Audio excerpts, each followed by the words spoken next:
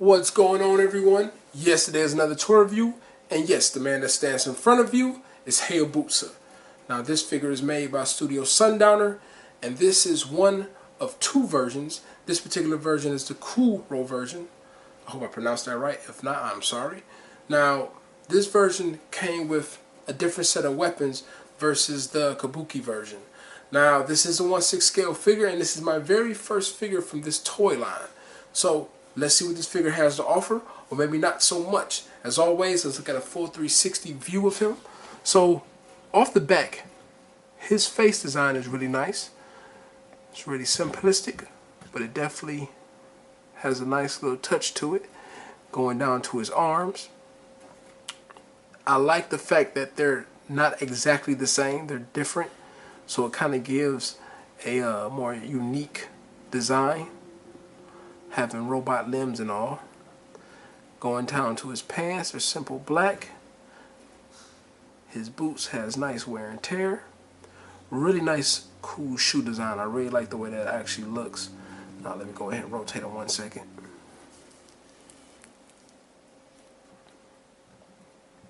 Let's go back up.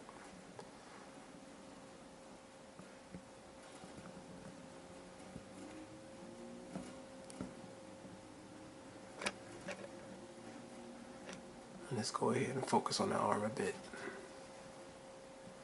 Like I said, really nice design work. Really clean.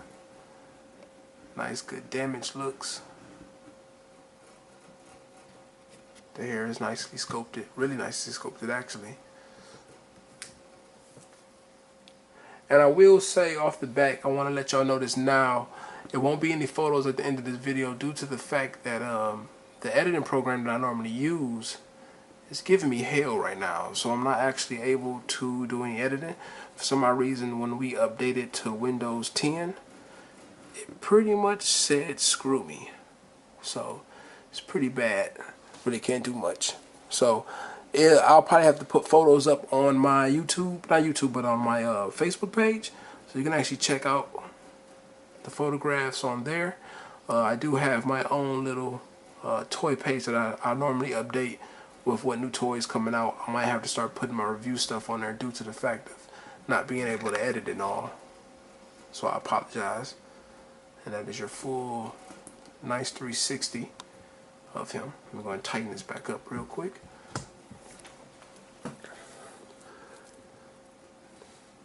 Now I will say, dealing with Studio Sundowner, I will say they're really great company. The reason I'm saying this is because I actually had an issue with this toy. It came in damaged and was missing parts, and I contacted them directly through Facebook, and they took care of me and had me with fixed parts within about, I'd say maybe 2 weeks or so. I did have to ship him off. I paid for the shipping, and they reimbursed me all of the money I spent to get him out there. So I will say they're a very, very solid company and dealing with just great customer service. And I told them that I didn't even tell them I did toy reviews, because I just wanted to see how they, respond to customers. And I must say, they're stand up. So even though I had the little hiccup with their toy, I won't mind buying from them in the future due to the fact that they actually care on how they customers feel. So shouts out to them. Definitely awesome company. Now, Hayabusa here comes with a little bit, not a whole lot, but he does come with a little bit of accessories. So first and foremost, you're going to get 2 swords. Let's go ahead and focus this real quick. 2 weapons, really nicely sculpted. Nice little different design, nice and sleek. So you're going to get 2 of these. I really, really like these. Really nice. You're going to get a face mask.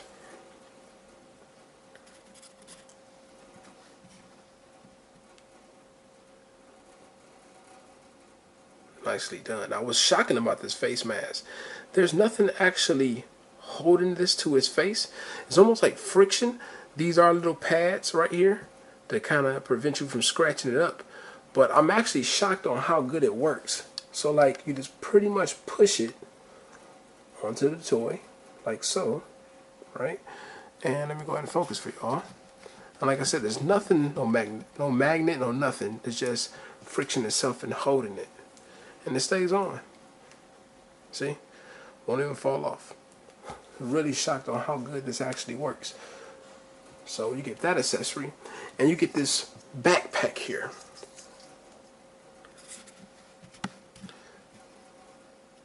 Backpack is nicely sculpted and there's nice wear and tear on it. Looks really good.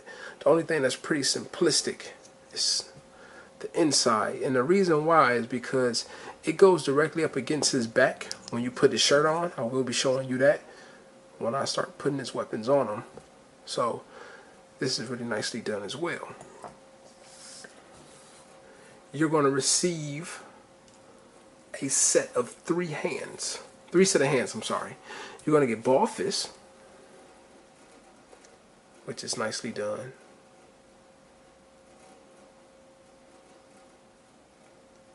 Nice paint job as well on it.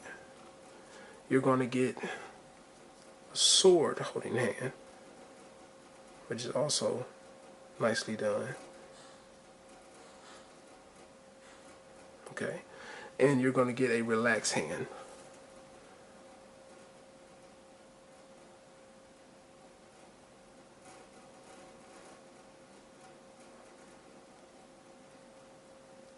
Okay, so the only thing that I could honestly say that was, I ain't gonna say annoying, I'll say one thing. One thing that was probably annoying, most annoying to me on this figure was one of the hands has a really tight grip. I'll show you an example real quick. So we put the sword in the hand like so. Stays on. It's not loose. Works really well with the weapon. Okay. The other hand, which is the one I already have on him, let me go ahead and pull it off real quick. And it's really easy to remove the hands on this figure, so that's a good thing. You can actually pull that off pretty well. The only time you have a problem is when you're swapping out the pegs. So be careful with that, because you definitely don't want to break anything. And I'm going to put his weapon in his hand real fast. Now, one hand is actually, ooh, that sucked, really tight, right? And what I just had happen just now, which I'm going to have to fix because it just broke. This is why I don't really prefer when toys use the hard plastic hands. When they do it, you end up cracking something or knocking something off due to the fact that it's just way too hard of a plastic. If you notice with, let's say, what company is it? 3A. I like the way they transferred their hands from being hard plastic to actually being more of a softer plastic on the hands. So it stayed firm enough to hold the weapon, but it wasn't so tight to the point you couldn't put the weapon in the hand without using like a blow dryer to it. So that's kind of a downer. But yeah, his thumb just came off. I'll fix it with glue. Won't be a big deal. Perfectly fine. Now, let me put this hand back on real quick. The hand that I just put it on was actually the more tight hand. Actually, the problem I had though, depending on how the hand is the weapon is sitting into the hand itself, it actually would become really loose and it won't stay in his hand properly. And because if his arm guards are so large, it actually prevents you from putting his hand in certain poses while holding the weapons. I'll see if I can show you that in a minute, but let's go ahead and jump into the articulation real quick. Let's do this. Let me take this weapon out. And I'll show you as I go down. 1 second. So dealing with articulation, his head is on the simple ball joint right here at the neck. You look about that far down. Let me zoom this up a bit. There we go. That far down, that far up. Okay. And to his shoulders, he can move forward, of course, moving back, He do have ratchet joints, which this works really, really nice. The only downside sometimes, because the ratchet joint can be so strong that you have to be careful that you're not bending the actual shoulder joint. So the ratchet joint is a nice feature, but it can be troublesome, and you really want to be careful because you don't want to break anything just trying to turn the arm around. It's on a hinge. Arms go up pretty high. Make sure this focus for y'all. Alright. Going down to the elbows.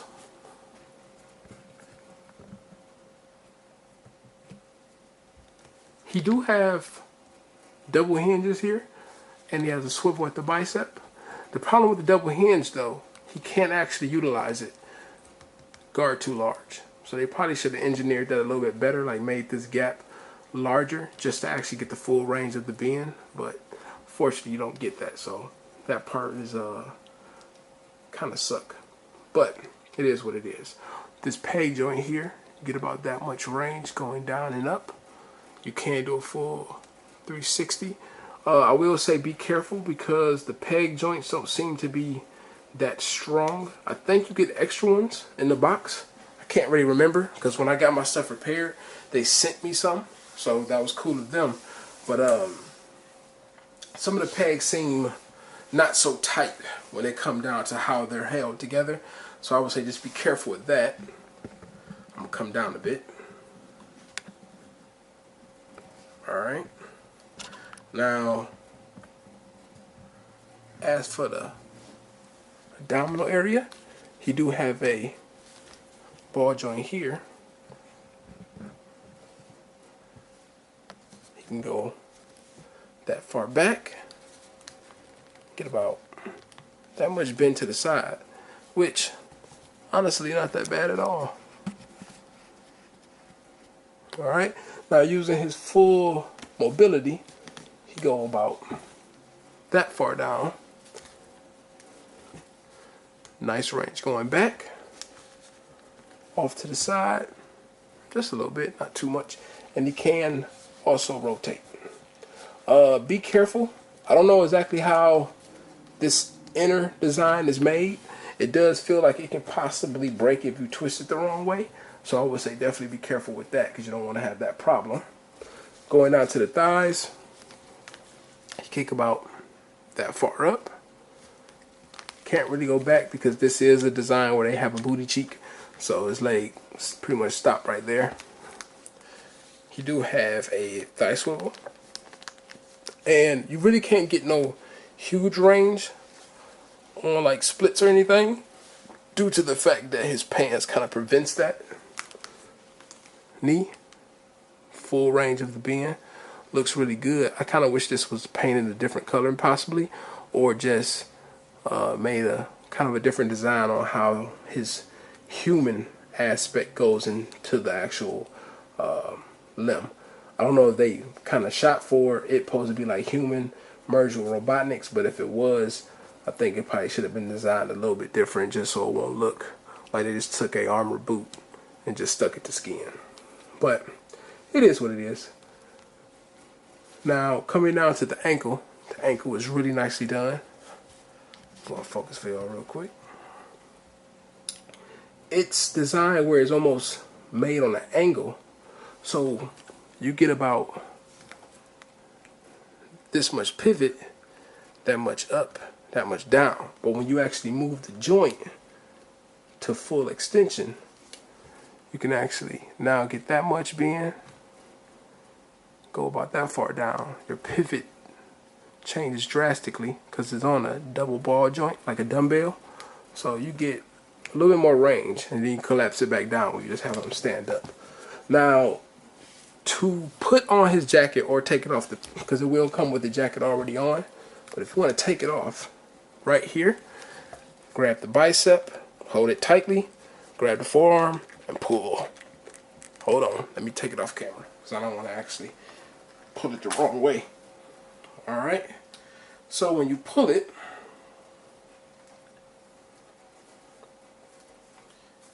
you can pull it from either bicep or forearm. Doesn't really matter. It'll just come directly undone.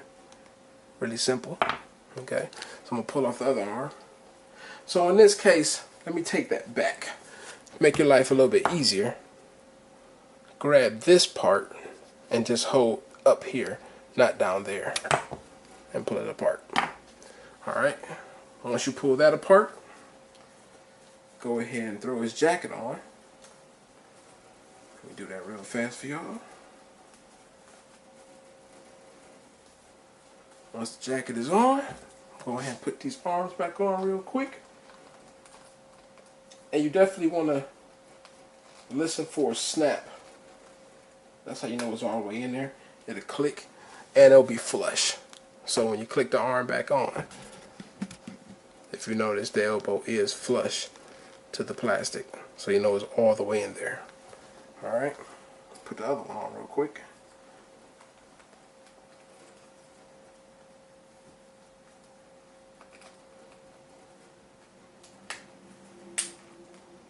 Alright, and it's on. So now he has his outfit on. I'm gonna go ahead and bring him back a bit so I can actually show you something real quick. And let me focus it for y'all.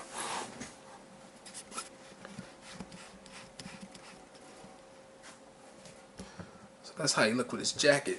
Now, on the back of him, you'll see this little piece of fabric.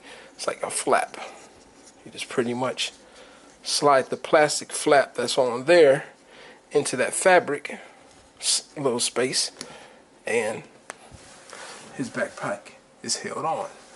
Cool part is, you just take it like that, slide it into there, slide this into there, and it's held. So that's how his backpack worked, dealing with his weapons. You can also slide these, move this out the way, you can slide these into his pants, which is really neat. I think it's really meant for the other character, because the other character actually has katanas versus these weapons, but these can actually slide in as well.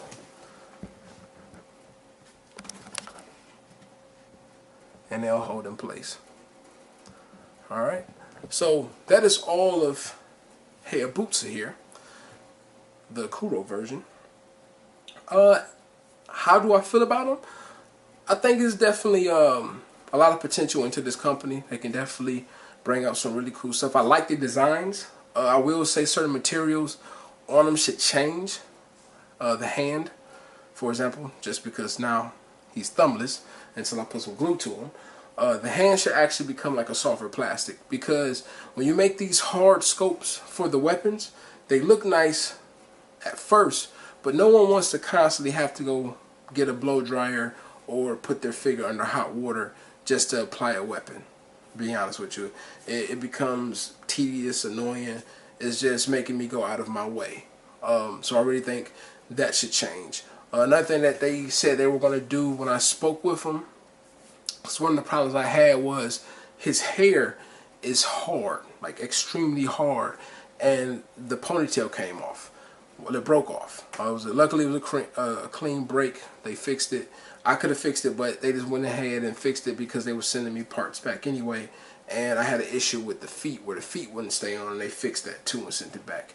But because the hair is so hard that his hair broke just with ease.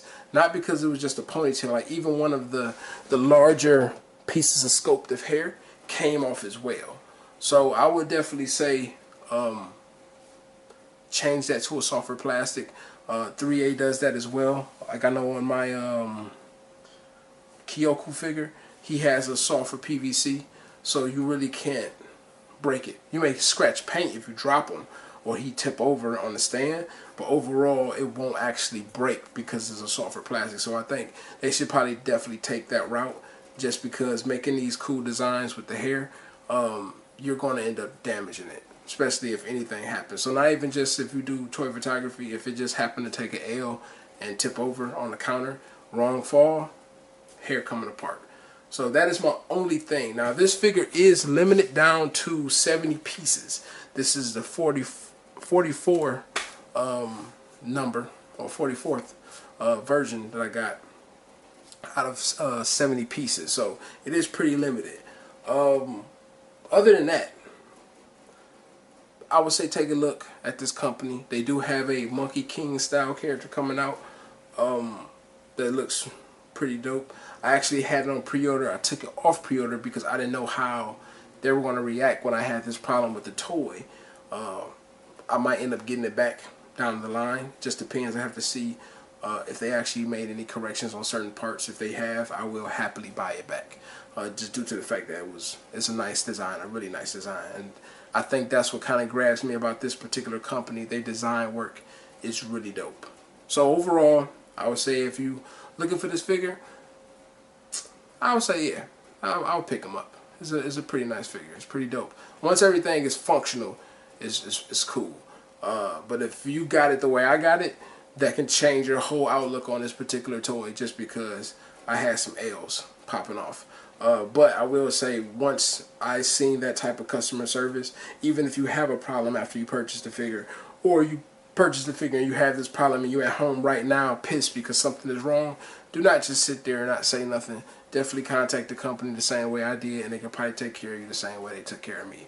So other than that, y'all have a great one. Hope this review helped, and y'all continue to collect these shits.